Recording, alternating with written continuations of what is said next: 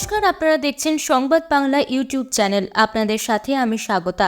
জানাবো আজকের বাছাই করা কিছু গুরুত্বপূর্ণ খবর। প্রধান সংবাদগুলি জানার আগে শুরুতেই দেখে নিন আজকের হেডলাইন। অগ্নিগর্ভ বাংলাদেশের পতনের পেছনে বড় ষড়যন্ত্র দুই দেশের, সামনে এলো তথ্য। বড় সিদ্ধান্ত ভারতের, চাকরি দেওয়ার নামে সহবাস। সুশান্ত ঘোষের বিরুদ্ধে মহিলার বিস্ফোরক অভিযোগ ঘিরে শোরগোল। বাতিল হওয়া জব কার্ডের রাজ্যভিত্তিক তালিকা দিয়ে আন্দোলনে নামছে তৃণমূল কংগ্রেস। বাংলাদেশে চরম নির্যাতিত হিন্দুরা, তাদের বাঁচাতে বড় পদক্ষেপ নিলেন নরেন্দ্র মোদী সরকার। আবহাওয়ার খবর, বিকেল থেকেই বদলে যাবে আবহাওয়ার ফল। কি হতে চলেছে দক্ষিণবঙ্গের এই 7 জেলায়? বাংলাদেশ ইস্যু নিয়ে ফেসবুকে লেখার আগে সাবধান, যে কোনো সময় ফোন করতে পারে পুলিশ। কড়া নজর রাখছে লালবাজার। এক দিদি গেছেন, আরেক দিদি সেই রাস্তায় হাঁটছেন। বাংলাদেশ নিয়ে মমতাকে নিশানা দিলীপের। খবরের শুরুতেই কিছু গুরুত্বপূর্ণ সূচনা। আপনি যদি আমাদের চ্যানেলে নতুন হয়ে থাকেন তাহলে চ্যানেলটিকে সাবস্ক্রাইব করে পাশে থাকা বেল আইকনটি ক্লিক করে রাখুন পরবর্তী খবরের আপডেটগুলো সবার প্রথমে পেতে। বাংলাদেশের কোটা বিরোধী আন্দোলনের মুখে পড়ে প্রধানমন্ত্রী পদে ইস্তফা দিয়েছেন শেখ হাসিনা।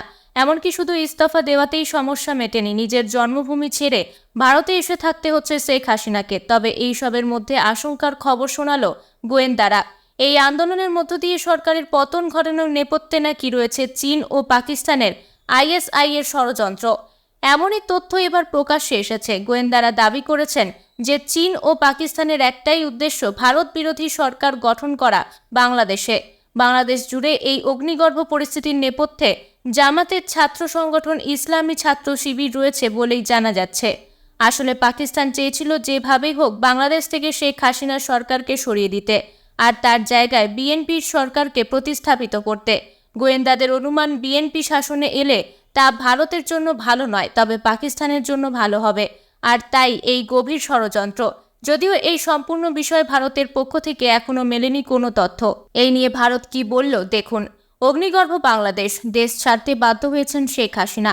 বাংলাদেশের এই অশান্তি হিংসার পেছনে কি অন্য কোনো দেশের হাত রয়েছে, বিশেষ করে পাকিস্তানের হাত রয়েছে?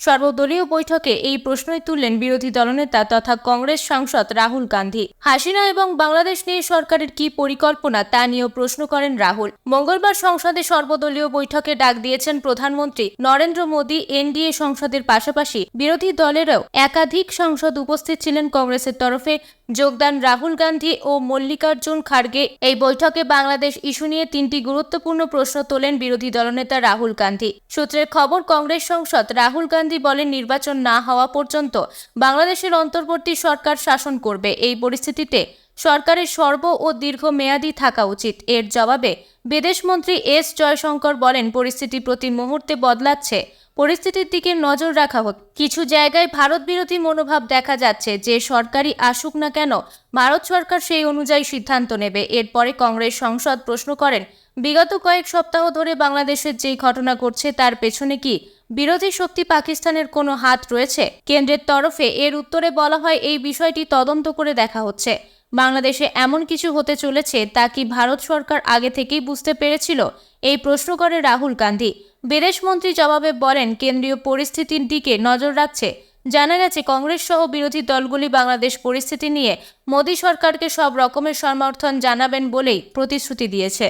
এই ভিডিওতে আমরা 1000 লাইকের টার্গেট রেখেছি। অবশ্যই আপনারা লাইক দিয়ে টার্গেটটি সম্পূর্ণ করুন এবং নিয়মিত খবর পাওয়ার জন্য চ্যানেলটিকে সাবস্ক্রাইব করে রাখুন। সিপিএমের আমলে চিরকুটে চাকরি দেওয়ার ভুঁড়িডুবি অভিযোগ ওঠে। দলতন্ত্র কায়েম করতে লাল পার্টি এই বেআইনি কাজ করে বলে সরব হয় সিপিএম বিরোধীরা। এবার সিপিএম নেতা সুশান্ত ঘোষের বিরুদ্ধে এক মহিলার সঙ্গে লাগাতার সহবাসের অভিযোগ উঠল। সেচ দপ্তরের কর্মরত ওই মহিলা বিস্ফোরক অভিযোগ করেছেন, তাকে দিনের পর দিন চাকরি দেওয়ার নামে শারীরিক সম্পর্ক গড়ে তোলেন। একান্তে নিয়ে গিয়ে মোটা মাইনের চাকরির অফার দিয়ে যৌন সম্পর্ক তৈরি করেন বলেও অভিযোগ। এই ঘটনায় সিপিএম এর ভিতরেও শোরগোল পড়ে। বিষয়টি মোটেই ভালো চোখে দেখছে না সিপিএম এর একাংশ।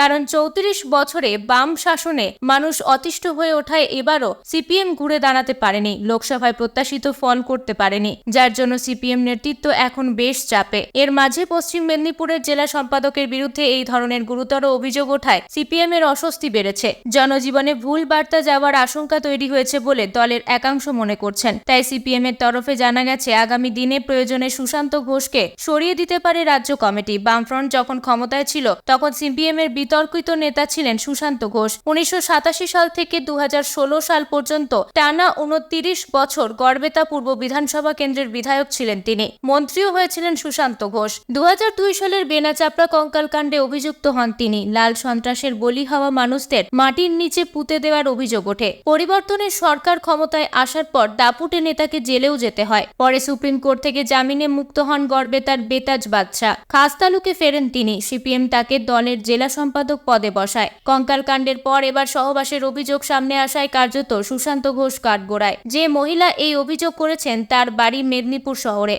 বর্তমানে তিনি সেচ দপ্তরে কাজ করেন। অভিযোগকারিনীর স্পষ্ট দাবি, 2026 সালে মন্ত্রী থাকার সময় সুশান্ত ঘোষের সঙ্গে তার পরিচয় হয়। সেই সময় সুশান্ত ঘোষ চাকরির ব্যবস্থা করে দেওয়ার টোপ দেন বলে অভিযোগ। এমনকি চাকরির স্বপ্ন দেখিয়ে সুশান্ত ঘোষ দিনের পর দিন শারীরিক সম্পর্ক তৈরি করেন বলে অভিযোগ। একাধিকবার সহবাসও করেন সিপিএম নেতার সাথে। বিষয়টি জানাজানি হতেই সুশান্ত ঘোষ তাকে প্রাণে মেরে ফেলার হুমকি দেন বলে দাবি ওই মহিলার। সহবাসের কথা চাপা দিতে হুমকি দিয়ে যান বলেও সরব মহিলা। বিষয়টি নিয়ে পুলিশে অভিযোগ এখনো হয়নি। তবে যেহেতু ওই নির্যাতিতা মহিলা মুখ্যমন্ত্রী মমতা বন্দ্যোপাধ্যায়ের হস্তক্ষেপ দাবি করেছেন, তাই বিষয়টি অনেক দূর গড়াতে পারে। তাই সিপিএম দলীয় স্তরে ব্যবস্থা নেয় কিনা সেটা যেমন দেখার, তেমনি আবার প্রশাসনিক স্তরে এই সহবাসের অভিযোগ নিয়ে কোনো তদন্ত হয় কিনা তাও লক্ষণীয়। সিপিএম এর এই নারী কেলেঙ্কারি তাদের কলঙ্কের বহর বাড়াবে বলে রাজনৈতিক মহলের একাংশের অভিমত। প্রিয় দর্শক, আপনি কোন জেলা থেকে দেখছেন অবশ্যই কমেন্টের মাধ্যমে জানাবেন এবং ভিডিওটি সবাইকে শেয়ার করে দেবেন।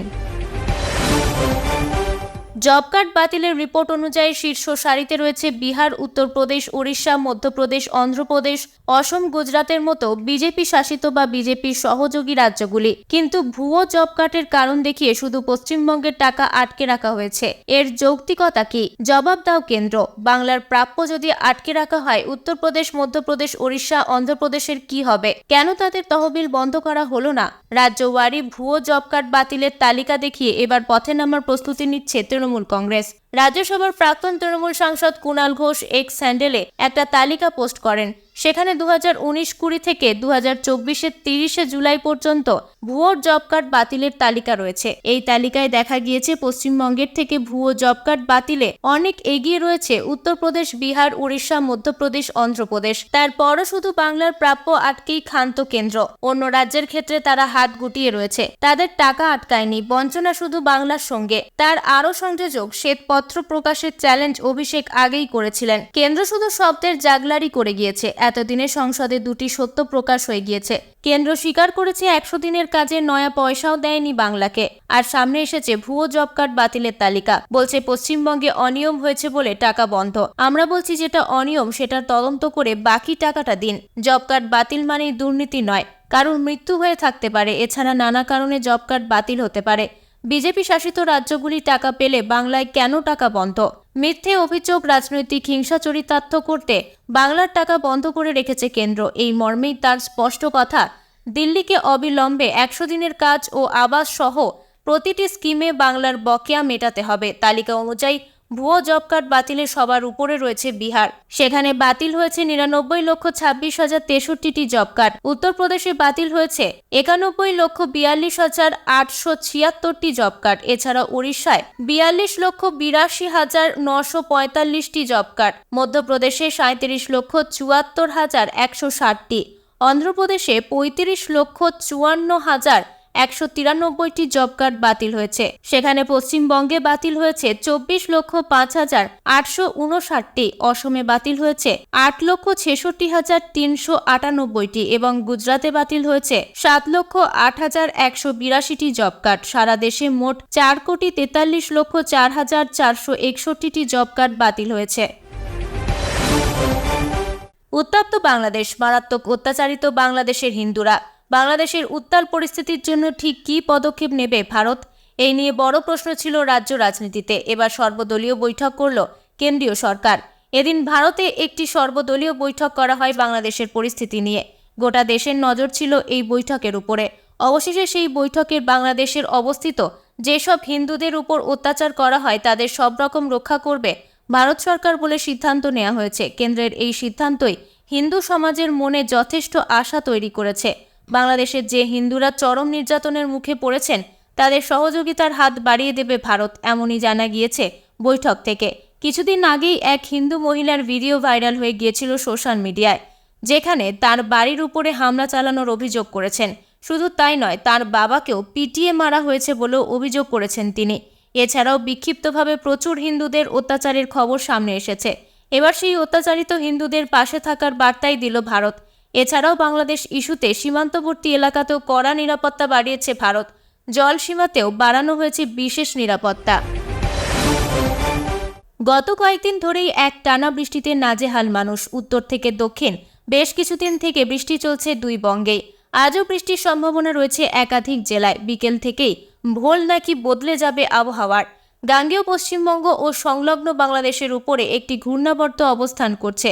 অন্যদিকে মৌসুমী অক্ষরেখা জামশেদপুর দীঘা হয়ে বঙ্গোপসাগরের দিকে গিয়েছে। আবহাওয়া দপ্তর জানাচ্ছে, আগামী 7 দিন দক্ষিণবঙ্গের সব কটি জেলাতেই হালকা থেকে মাঝারি বৃষ্টি হতে পারে। কোথাও কোথাও ভারী বৃষ্টির পূর্বাভাসও রয়েছে। বুধবার হালকা থেকে মাঝারি বৃষ্টির সম্ভাবনা দক্ষিণবঙ্গের হুগলি, পূর্ব বর্ধমান, পশ্চিম বর্ধমান, বীরভূম, মুর্শিদাবাদ ও নদিয়ায়।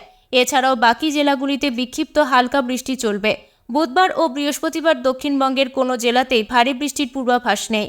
আজ বজ্রবিদ্যুতের পূর্বাভাস রয়েছে হুগলি, পূর্ব বর্ধমান, পশ্চিম বর্ধমান, বীরভূম, মুর্শিদাবাদ ও নদিয়ার কোনো কোনো অংশে। আবহাওয়া দপ্তর সূত্রে খবর, আজ থেকে 12ই আগস্ট পর্যন্ত কলকাতা সহ দক্ষিণবঙ্গের সবকটি জেলাতেই বৃষ্টি চলবে। বৃহস্পতিবার বৃষ্টির সম্ভাবনা উত্তর 24 পরগনা, দক্ষিণ 24 পরগনা, পূর্ব মেদিনীপুর এবং পশ্চিম মেদিনীপুরে। বৃহস্পতিবার ও শুক্রবারের জন্য ভারী বৃষ্টি কিংবা বজ্রপাতের পূর্বাভাস আপাতত নেই। পাশাপাশি আপাতত কলকাতা সহ দক্ষিণবঙ্গের জেলাগুলিতে তাপমাত্রারও খুব একটা হেরফের হবে না। আজ ও আগামীকাল ভারী বৃষ্টির পূর্বাভাস দেওয়া হয়েছে দার্জিলিং, জলপাইগুড়ি, কালিম্পং, আলিপুরদুয়ার ও কোচবিহারে। বাকি জেলাগুলিতেও হালকা থেকে মাঝারি বৃষ্টির পূর্বাভাস দেওয়া হয়েছে। তাপমাত্রার উল্লেখযোগ্য তেমন কোনো পরিবর্তনের পূর্বাভাস নেই। ফের ফুসছে ঘূর্ণাবর্ত, চরম বদলে যাবে আবহাওয়া। দক্ষিণবঙ্গের 7 জেলায় তুমুল বৃষ্টির তোলপাড় হতে চলেছে বলেই জানাচ্ছেন আবহাওয়াবিদরা। বাংলাদেশ নিয়ে ফেসবুকে কিছু লেখার আগেই সাবধান, কারণ আপনার উপরে সতর্ক নজর রাখছে লালবাজার। নিজে সতর্ক না হলেই আসতে পারে লালবাজারের ফোন। তাই আবেগের স্রোতে গা ভাসিয়ে কোনো কিছু 7-5 না ভেবেই সমাজ মাধ্যমে পোস্ট করাটা বন্ধ করতে হবে। এমনিতেই দাউ দাউ করে জ্বলছে বাংলাদেশ, আন্দোলন থামেনি এখনো। সেই আঁচ পড়তে পারে ভারতেও, তাই যথাযথ ব্যবস্থা নিতে চায় প্রশাসন। দায়িত্বশীল নাগরিকের কর্তব্য পালনের কথা বলেছেন মুখ্যমন্ত্রী মমতা বন্দ্যোপাধ্যায়। হাসিনার পদত্যাগের পরে অত্যন্ত সাবধানী পদত্যাগ নিয়েছেন মমতা, যাতে বাংলাদেশের ব্যাপারে রাজ্যের কোনো মন্ত্রী নেতা মুখ না খোলেন। সেই ব্যাপারে সতর্ক থাকতে বলেছেন তিনি। এছাড়াও শহরের বুকে যাতে কোনো গুজব না ছড়ায় সেদিকেও কড়া পদক্ষেপ নেবে লালবাজার। গতকাল থেকেই বিভিন্ন ফেসবুক অ্যাকাউন্টের উপরে কড়া নজর রাখছে লালবাজারের সাইবার সেল। ইতিমধ্যেই এই সংক্রান্ত ছবি পোস্ট করার কারণে সতর্ক করা হয়েছে প্রায় 250 জনকে। এই ধরনের লেখা ডিলিট করার নির্দেশ দেওয়া হয়েছে লালবাজার তরফে। কোনোভাবেই যাতে নৈরাজ্যের আঁচ এপার বাংলাতে না পড়ে, তার জন্যই কড়া ভূমিকা নিচ্ছে লালবাজার। বাংলাদেশ ইস্যুতে এমনিতেই তুমুল সতর্কতা বেড়েছে রাজ্যে। সীমান্ত এলাকায় করা হয়েছে নজরদারি, বিশেষভাবে নজর রাখা হচ্ছে জল সীমাতেও। এবার সামাজিক মাধ্যমেও যাতে কেউ কোনো উস্কানিমূলক পোস্ট না করতে পারে সেই দিকে লক্ষ্য রাখছেন লালবাজার। বাংলাদেশে এরকম কোনো গন্ডগোল হলে কেউ নিয়ন্ত্রণের চেষ্টা করে না, হুলিগানদের হাতে চলে যায়। বাংলাদেশ নিয়ে প্রতিক্রিয়া বিজেপি নেতা দিলীপ ঘোষের।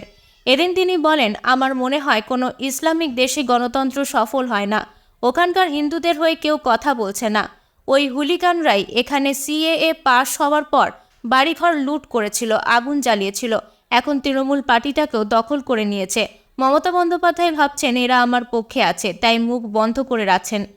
কিন্তু মমতা বন্দ্যোপাধ্যায় জানেন না উনি বাঘের পিঠে চড়ে আছেন। যেদিন বাঘের পিঠ থেকে নামবে আগে ওনার ঘাড় মটকাবে ওরা। এক দিদি গেছেন, আরেক দিদি সেই রাস্তায় হাঁটছেন। এই আগুন থেকে কেউ বাঁচবে না। আজকের মতো এখানেই শেষ করছি। এই ছিল আজকের প্রধান খবর। এতক্ষণ আপনারা দেখছিলেন সংবাদ বাংলা ইউটিউব চ্যানেল। আবারও দেখা হবে নতুন খবরের সাথে। ধন্যবাদ।